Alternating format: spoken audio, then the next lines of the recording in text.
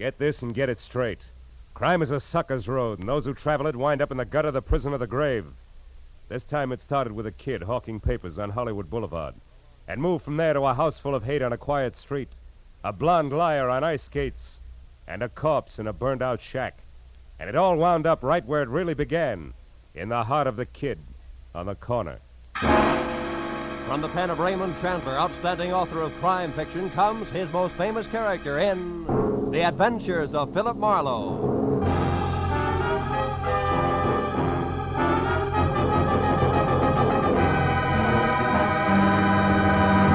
Now, with Gerald Moore starred as Philip Marlowe, we bring you tonight's exciting story, The Kid on the Corner.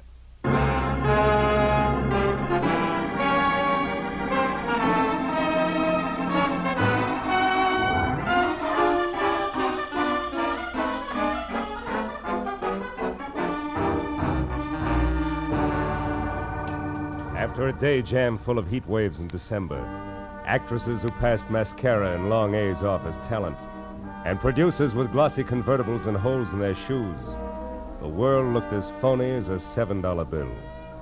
And when I finally closed my office, stepped out onto Hollywood Boulevard into the glare from miles of sheet iron Christmas trees on lamppost trunks, and watched a loudspeaker Santa Claus with neon reindeer trundle by in a cloud of artificial snow, I'd have gladly traded all of Hollywood, California for one quiet Vermont hillside and thrown my license in to boot. All of which convinced me that what Marlowe needed most was a martini in his own apartment, a good book, and a night's sleep in that order. So I started home after them, but only got as far as the middle of the street. Hey, Mr. Marlowe, wait up! It was the kid who sold papers on the corner. Mr. Marlowe, can you spare a minute? I've got to talk to you. Okay, Tommy, let's get out of the street first, huh? I'm not so good at dodging fenders. Oh, yeah, sure. What's on your mind, kid? It's about my Uncle Bert. Bert Larson. He's gone, Mr. Marlowe. What about your family, Tommy? Don't they know where he is? Oh, I don't have no family. I've been living with Uncle Bert in a flat down in Van Ness. Hey, if you haven't had your dinner yet, maybe you'd eat with me in the cafeteria, huh? It's real important to me, Mr. Marlowe. Anything that's important to you, kid, is important to me. Let's go in. Oh, swell. I should have known something was wrong when I heard him walking around. Late last night, you know? He said he was after a drink of water, but he's got those metal plates, kind of like taps on his shoes, so I knew he was all dressed, only I was too sleepy to think anything about it then. Well, maybe he just got an early start and he's been busy today, huh? No, it's not like that, Mr. Marlowe. Something's wrong. Well, you have, gentlemen. The pork's nice tonight.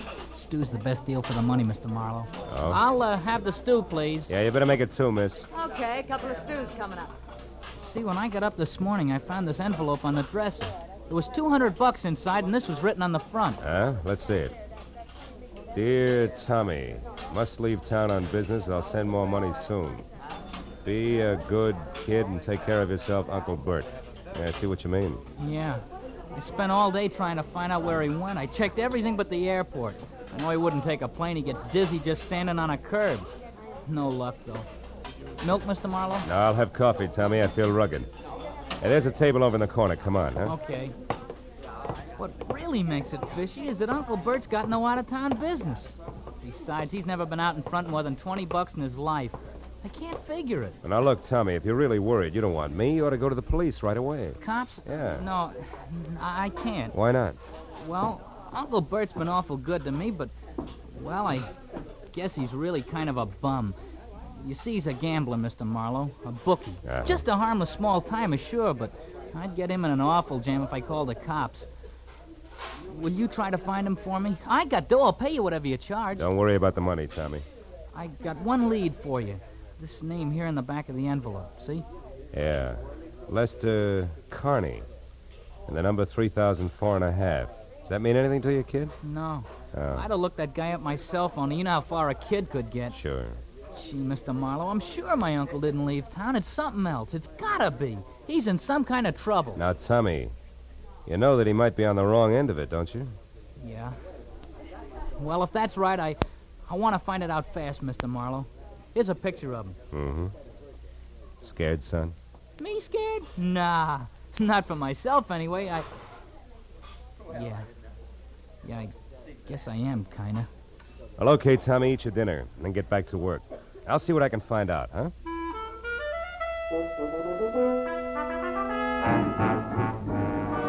patted my new client on the shoulder and left the cafeteria. But I was sure of one thing. The dry rot that gets to most people in Hollywood wouldn't touch a hard-working kid named Tommy Lawson, who was already smarter at 15 than a lot of citizens get at 50.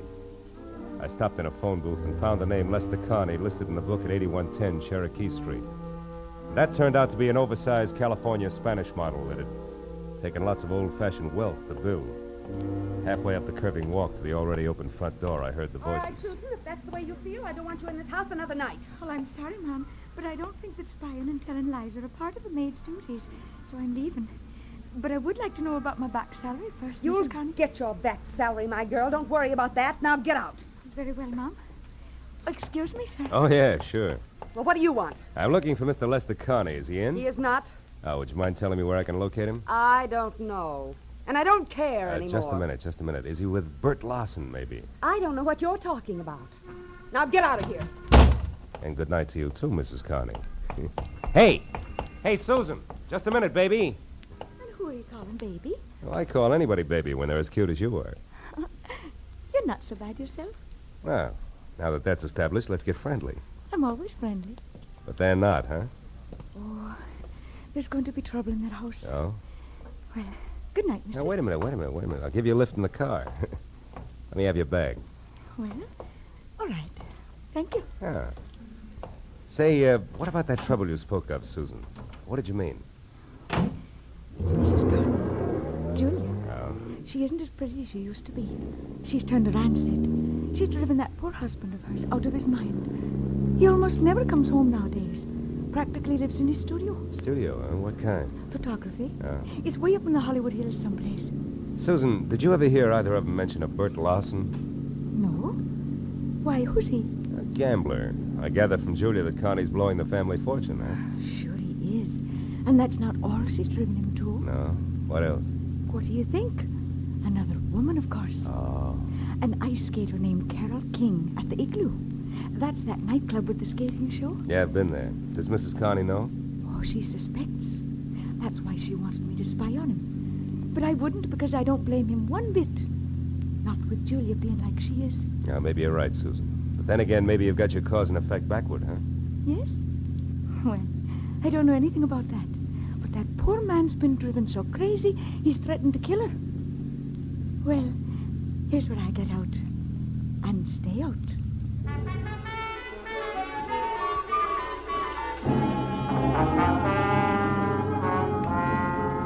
I dropped Susan off at the car stop and headed out Sunset Boulevard for Westwood in a club called the Igloo, which looked more like a down-at-the-heel Taj Mahal than an Eskimo's bedroom.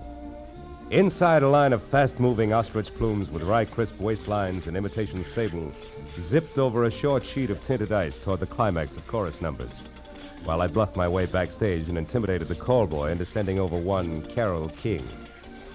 She turned out to be left end in the lineup out front, so I sat down on a cold trunk and waited until the curtain fell. And I got up to greet an athletic blonde with more than healthy face, who sidled dubiously toward me, ice skates and all, and I introduced myself and told her I was looking for Bert Lawson. Why are you looking for Bert Larson, Marlowe? Well, because people say he's disappeared. Now, I know he's a bookie. You don't have to protect him on that score, and I'm no cop. Just want to know where he's gone. Okay. I hear he made a real killing yesterday, the first one in his life. Oh? I understand he's leaving town to retire. Who's going to make book for you from now on? Nobody. I never play the horses. My friends do. Oh, friends like Lester Carney? Lester. Well, now we get down to business. You smell like you're working for a wife, Shamus. Yes again, sugar. I'm after Bert Lawson, nothing else. That's why I want to talk to your friend. Where is he? Lester Carney is no friend of mine. You know, you should be smart enough to know you're just wasting your time with that pitch. Look, Bud, he was my friend, sure, but that's all off as of an hour ago. We're all through, washed up. I gave him the boot. Why, did he run out of blank checks? I ought to bust your shin wide open keep those for skates that. on the floor, honey. Then skip the cracks. I threw him out because I got sick and tired of waiting. He's kept me on the string for months with nothing but promises. Said he hated his wife, but when it comes down to cases, he refused to leave her. Why? I don't know. He's got some hold over him he hasn't nerve enough to break. So I wrapped him up in a neat little bundle and sent him home. It was a mess. I'll bet. Between you and Julia, he must be in a great frame of mind tonight. That's his problem now, brother, not mine. What is yours? How to keep your life on ice? No, wise guy. For your information, I'm quitting this show. I'm gonna make a clean break all around. Happy landings. But look, what's the connection, if any, between Lawson and Carney? Why, Mr. Marlowe, I have No idea. Isn't that wonderful? Okay, sugar, that's where we'll leave it for now. But in making that clean break, be sure it's not your neck. I'll see you around.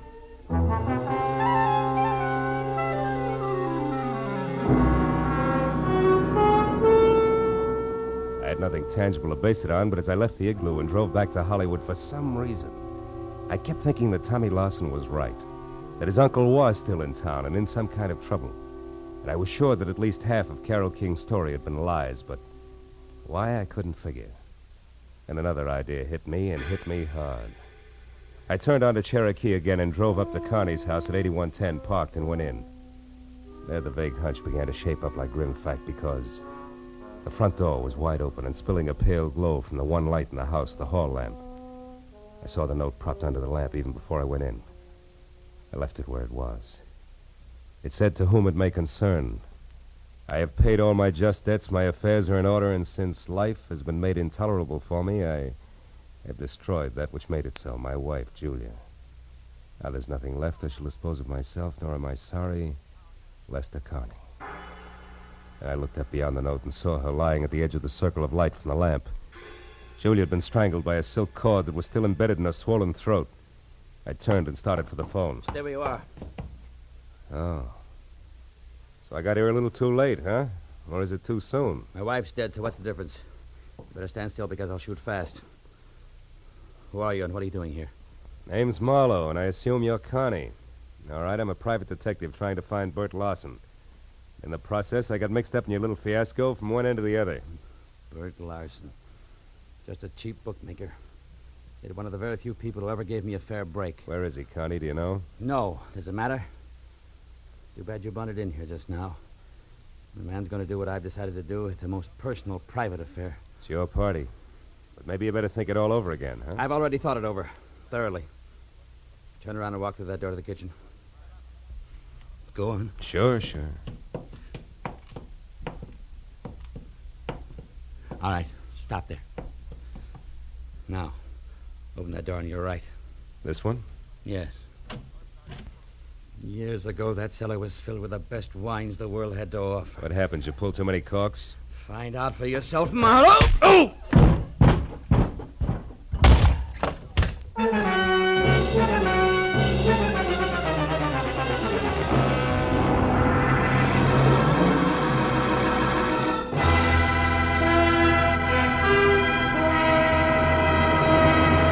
In just a moment, the second act of Philip Marlowe. But first, will Tyrone Power listen to Jack Benny's Siren Song?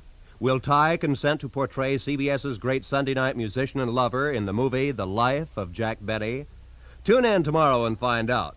No, there's never a question about the quality and quantity of comedy and sheer entertainment on CBS on Sunday night. And remember, the Jack Benny Show is heard on all of these CBS stations. Now with our star, Gerald Moore, we return to the second act of Philip Marlowe and tonight's story, The Kid on the Corner.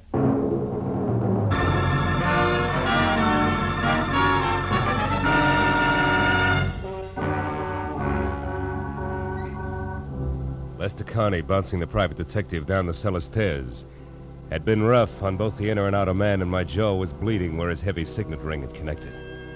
When I was back on my feet, through the dusty jumble of barrels and boxes, over to a grimy side window, and finally out onto the street, I found neither confessed killer nor car any place in sight, which made my next step a return trip into the house and a call to Lieutenant Matthews. All right, Marlowe. From your client to Julia Carney to that ice skater and back to Julia Carney. Now, Dad, I follow, but the why I don't. Where's the connection between the newsboy's uncle and this guy you say is on the way out? Lester Carney, Matthews, yeah. I don't know. You don't know? You're not saying which, Phil. Well, maybe it's a little of each. Now, look, Lieutenant, Just a second. What is it, Marlowe? Hold the wire, will you, Matthews? Okay, but make it snappy, will you, Phil? Killer on the loose isn't such a good idea, even if he's promised to knock himself off. Might decide to take somebody else along, 3,004.5 North What? Rossmore. 3,004.5. I can't hear you, Phil. What? What? Oh, a piece of paper, Matthews, in the dead woman's hand. Oh, now you're fine. It's got an address on it. The same address that was on the back of the envelope Tommy's uncle left for him. Well, this address could be the connection I asked you about. Yeah. Yeah, the hook between Uncle Bert and the Connies. Well, we'll get right over there. We'll take a Matthews, look wait a minute. Let me try it alone first, will you? I think it'll play better that way. And keep the kid's uncle out of the police lineup that way. Yeah. Marlowe, I can't. Oh, now, wait a minute, Matthews, please. I'm thinking of the kid. Yeah, well, I'm... Okay. Attaboy. Just don't make it too long till I hear from you again. Goodbye. I knew that the 3000 block on North Rossmore wasn't even close to the Hollywood Hills, which meant that the address couldn't be the dilettante photographer studio that the Connie's ex-maid had described. And 20 minutes later, when I was out of my car and standing next to the doorbell marked 3004.5, I knew something else, because the name underneath was Carol King. A light showed from someplace deep inside, and my leaning on the doorbell only proved that it worked. There was no answer at 3004.5, but 3004, the other twin to the duplex, was different.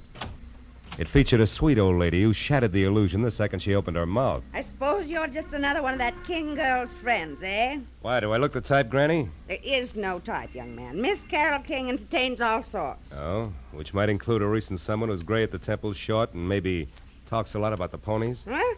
How would I know what a guest talk about? Oh, you gotta be kidding. Look, honey, a woman's been murdered tonight. And Murdered? I knew it. I knew it. No, she wait a had minute. to come to a bad Wait a end. minute, Well, Granny. only yesterday Whoa, I told Henry hold that it, if that hold it, girl- Granny. Carol is not the one who's dead. Oh, Yes, well, I'm glad. sticks out all over you. Now, look, what about that man? Well, he was here about 30 minutes ago, just the two of them, drinking that hard liquor like it was water and making enough noise to raise the devil himself. A farewell party, they called it. Oh, did you see him leave? No. Henry made me come in then, and well, I mean... Yeah, I know what you mean. You missed it. Okay, Granny, now look, how do we get in here without kicking the door down? Come on, sweetheart, it's important. There may be a body inside. Body? Oh, well, how awful. Here. Over here, behind this ledge. That's better. She always kept a spare key. Yes, here it is. But, you do it. I'm too shaky. You shouldn't be. Just think of tomorrow, Granny, and the news you'll have for one and all. The light switch is on your right there. Uh-huh. See anything? No. How many rooms here? Bedroom, kitchen, and bath, aside from this. Anything in there? No. You suspect foul play, all right, don't you? The foulest. Don't let it worry you, because... Hey, those photos there on the wall. They're taken from Mulholland Drive, aren't they? One by day, one by night, both in the same spot, the Hollywood Hills? Sure. That's where he has a studio, that Lester fella. Yeah, that Lester fella. Granny, do you know where it is? I mean, Mulholland Drive and where? You know, that street runs for miles along the top of the mountain. Well, of course I do. Was born and raised here in Los Angeles. Granny, where? Mulholland and where? Mulholland, Laurel Canyon Boulevard, just south of the intersection. Thank you, sweetheart, and goodbye. Oh, wait, one moment now, if you please. What's the matter? What's your name, officer? I know my rights. Your name and your division. Granny, dear, I'm no cop. Huh? I said I'm no cop. Oh, not a police officer. Well, then who are you? Just a passerby. A stranger in the night. Good night, Granny.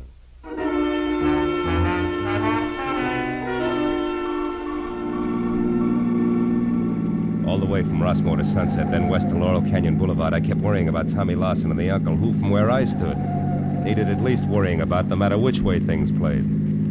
But when I was on the strip of macadam that twists its way upward toward Mulholland Drive like a snake writhing from a long, long bellyache, I forgot about both client and relatives alike.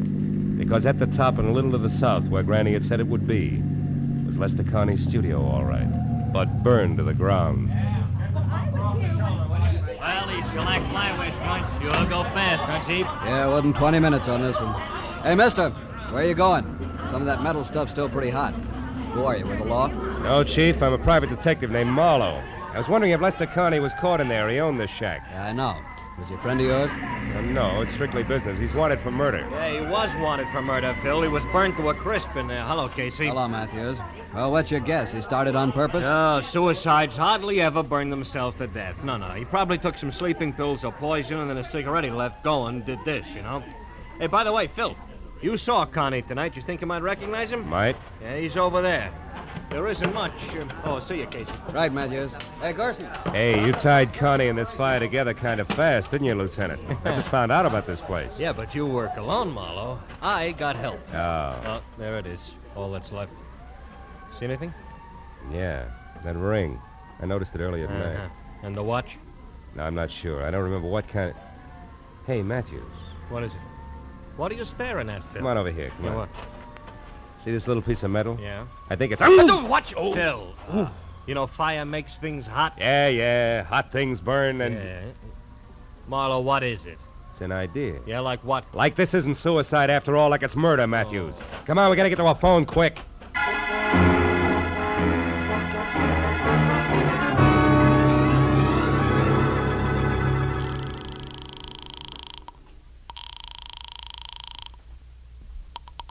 Los Angeles International Airport, Central Dispatcher's Office. Look, miss, this is important. I'm calling for Detective Lieutenant Matthews at police headquarters. What passenger flights have left in the last half hour? Passenger flights? Yeah. Well, there have been two, sir. One to Dallas, Texas, the other to Chicago. Both American Airlines. Nothing out of the country? Marlowe, what are you getting? Will you wait a minute, No, Matthews? sir. However, there is a flight scheduled to leave at 10:10. Uh-huh. But that's just 5 minutes from now. That's going to Manila. Mercury Airways. Shall I connect you? Yeah, hurry, will you, please? Yes, Hey, Matthews, sir. this may be it. I'm glad for you. Mercury Airways. Central Dispatcher's Office, Mercury. There's a call from the police here for you. Go ahead, sir. Look, your 10:10 flight from Manila, is it going out on schedule? Yes, sir. The plane's standing by for the tower signal now. Oh, then tell me this. Is there a passenger aboard named Bert Larson? Larson? One He's the moment, killer, please, Phil? sir. Hurry, will you? This Larson killed Lester Connie. Then he's Will you the hold one it, who- Matthews? Yes, sir. We have a Bert Larson aboard. Oh, good. Keep him there and don't let that plane get up in the air. Do you hear? The man's wanted for murder. But don't do anything else either. Just let him sit and wait for us. You got that? Yes, sir. I understand. Fine. We'll be there as soon as we can. Goodbye. Come on, Matthews. It's your show from here on in. Sirens included.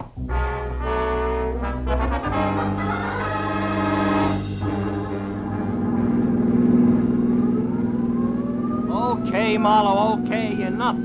So we're on our way to the airport. We're going to catch a killer. Everything is great. But first, how do things add up? And... Mooney, take it easy. 5 seconds more or less, never yet turn the trick. Okay, Lieutenant. Were you saying something, Matthews? Yeah, I'm saying I don't know which end is up, Phil. Look, Lester Connie killed his wife, right? Right. Why? Because he wanted her out of the way so that he and a cheap little monster named Carol King can live happily ever after. Oh, divorce wouldn't do that for him, huh? Mooney! No, I don't think so. Probably because Julia Connie had a real tight grip on the purse strings. Oh. Maybe something more, like it's not very nice pass for a guest. Yeah, but the purse strings, the money, that's where Bert Larson figures in, huh? A bookie with a claim. No, blackmail. Now, I figure Bert Larson knew about Connie and Carol King. He must have stopped by once to pick up or pay off a bet at the right time. Yeah, and from there, what? And from there, the team of Carol and Lester killed Lester's wife. Yeah, which we've covered. But not in detail. Now, listen.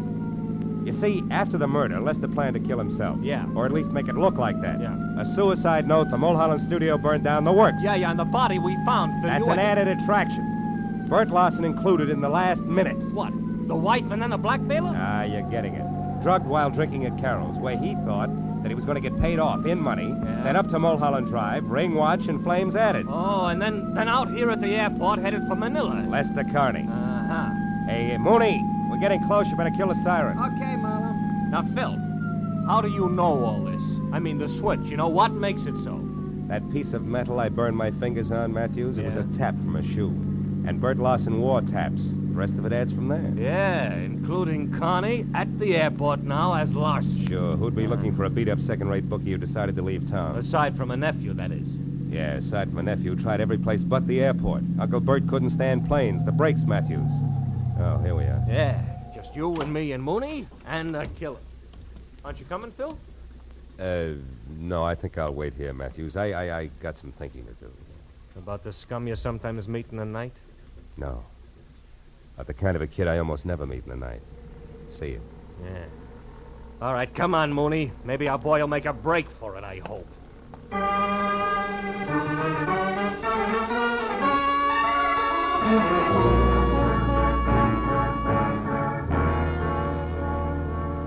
Lester Connie didn't make a break for it, and an hour later when they picked up Carol King, it was the same thing. Each of them was surly, ugly, but they talked. So when I finally left police headquarters, where try as he would for Tommy's sake, Matthews had found it impossible to skip over Bert Larson's connection as a blackmailer. It was pushing midnight, and I was dog-tired. There was something worse than that when I was back on the corner near my office, walking toward Tommy Larson, who was untying a stack of fresh newspapers. Then the headline. Read all about it. Hollywood killer nabbed. blackmailing bookie, jealous wife slain. Hiya, kid. Hiya, Mr. Marlowe. Lieutenant Matthews tells me you had kind of a rough night. Kinda. When'd you talk to him, Tommy? After the first editions hit the street, I wanted to know if you were okay. The story didn't say. Publicity no good for your business, huh? Not much. Look, kid, did the lieutenant say anything about you? I mean... I'm gonna stay with a neighbor, a friend of Uncle Bert's. Oh. He had friends, you know. He wasn't really bad at heart, Mr. Marlowe. Not really. I believe that. So do I, Tommy. He was just mixed up. Yeah. Sure he was. And you know why? The way he thought the world owed him a living, that's why. And I couldn't tell him otherwise. Excuse me, Mr. Marlowe. I gotta get going. Thanks a lot. You were swell. Sure. Extra. Bookie and Babe slain in Hollywood Triangle. 2 dead in Hollywood slaying. Extra.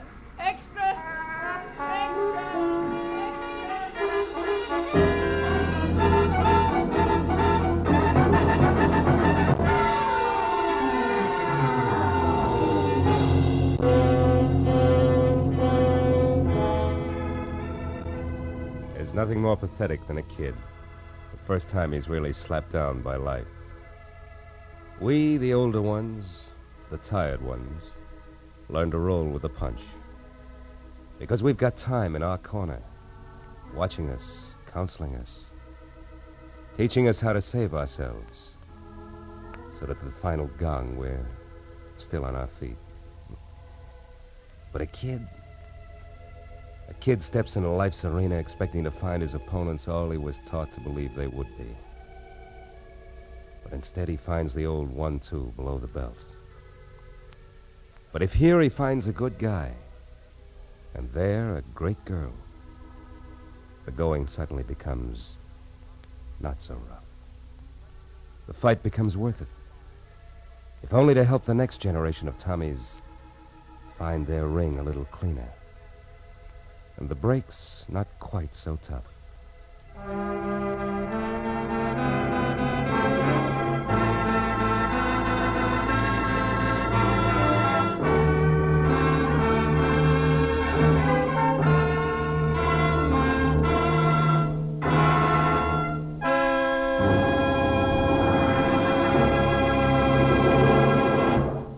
The Adventures of Philip Marlowe, bringing you Raymond Chandler's most famous character, star Gerald Moore, and are produced and directed by Norman MacDonald.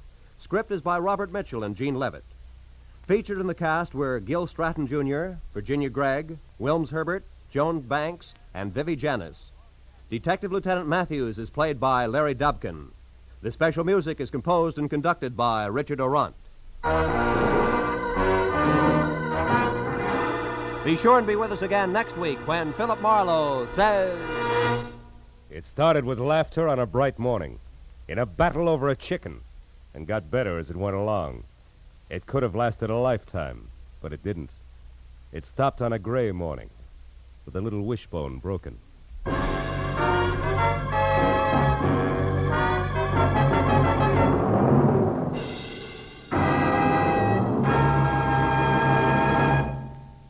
Stay tuned now for Gangbusters, which follows immediately on most of these same CBS stations. This is Roy Rowan speaking.